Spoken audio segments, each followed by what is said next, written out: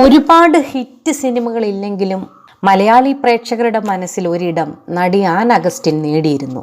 എൽസമ്മ എന്ന ആൺകുട്ടി എന്ന ആദ്യ ചിത്രം താരത്തിൻ്റെ കരിയർ ബെസ്റ്റാണ്. ആൻ അഗസ്റ്റിൻ്റെ മുൻ ഭർത്താവായ ജോമോൻ ഡി ജോൺ വീണ്ടും വിവാഹിതനായതോടെ വേർപിരിയലിനെ കുറിച്ച് നടി പറഞ്ഞ കാര്യങ്ങൾ വീണ്ടും ചർച്ചയാവുകയാണ്. തൻ്റെ വിവാഹം 23 വയസ്സുള്ള ഒരു കുട്ടിയുടെ അപക്വമായ തീരുമാനമായിരുന്നു എന്നായിരുന്നു ആൻ മുൻപൊരിക്കൽ വനിതയ്ക്ക് നൽകിയ അഭിമുഖത്തിൽ പറഞ്ഞത്. 2 വർഷത്തെ പ്രണയത്തെ തുടർന്ന് 2014 ഛായാഗ്രാഹകൻ ജോമോൻ ഡി ജോണിൻ്റെയും ആനിൻ്റെയും വിവാഹം. 3 വർഷത്തോളം വേർപിരിഞ്ഞു കഴിഞ്ഞ ശേഷമാണ് ഇരുവരും വിവാഹമോചിതരായത്.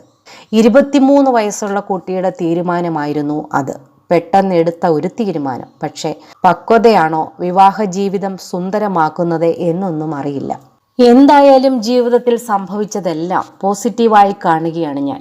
ജീവിതത്തിൽ തിരിച്ചടികളുണ്ടായി. ഞാൻ എൻ്റെ മുറിയിലേക്ക് ഒതുങ്ങിപ്പോയി. സംഭവിക്കുന്നതിനൊപ്പം ഒഴുകുക മാത്രമായിരുന്നു ചെയ്യാനുണ്ടായിരുന്നത്. ഒരു ദിവസം തീരുമാനിച്ചു, ഇങ്ങനെ അടച്ചിരുന്നിട്ട് കാര്യമില്ല, പുറത്തു വന്നേ മതിയാകൂ. ക്രിയേറ്റീവായി എന്തെങ്കിലും ചെയ്യണമെന്ന് ഉറപ്പിച്ച് ബാംഗ്ലൂരിലേക്ക് പോന്നു.